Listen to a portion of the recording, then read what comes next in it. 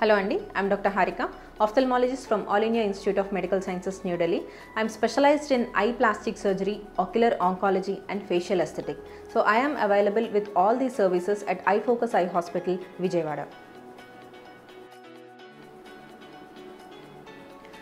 ఈరోజు అప్పుడే పుట్టిన పిల్లల్లో కళ్ళు అతుక్కుపోయి ఉంటున్నా లేదా అధికంగా నీరు కారుతున్నా దాన్ని ఏమంటారు, దానికి లక్షణాలు ఏంటి, వాటికి ఎలాంటి చికిత్స చేసుకోవాలి, ఇలాంటి వాటి గురించి మనం మాట్లాడుకుందాం. సో అప్పుడే పుట్టిన పిల్లల్లో కళ్ళు అతుక్కుపోతున్నాయి అంటే కామన్గా ఐ ఇన్ఫెక్షన్ అనేది ఫస్ట్ మనం రూల్ అవుట్ చేసుకుంటామండి. సో అదేంటంటే ఒట్టి ఇన్ఫెక్షన్ అయితే కొన్ని రకాల మందులతోటి డ్రాప్స్ తోటి అది ఈజీగా తగ్గిపోతుంది.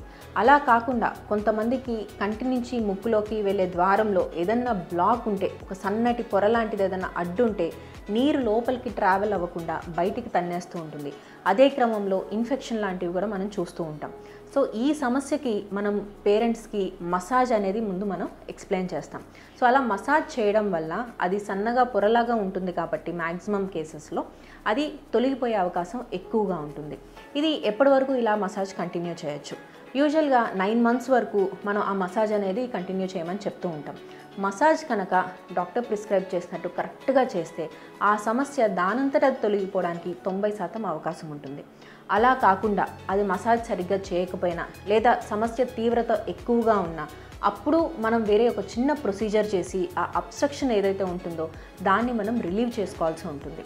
కొంతమందికి అబ్స్ట్రక్షన్ 2-3 లెవెల్స్లో ఉంటుంది, లేదా ఒక బోనీ బ్లాక్ లాంటిది ఉంటుంది.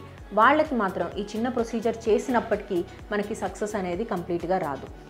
వీళ్ళకి 3 సంవత్సరాలు దాటిన తర్వాత మేజర్ సర్జరీ చేసుకోవాల్సిన అవసరం పడుతుంది. దీన్ని కంజెంటల్ నేసోలాక్రిమల్ డక్ట్ అబ్స్ట్రక్షన్ అనేసి అంటారు.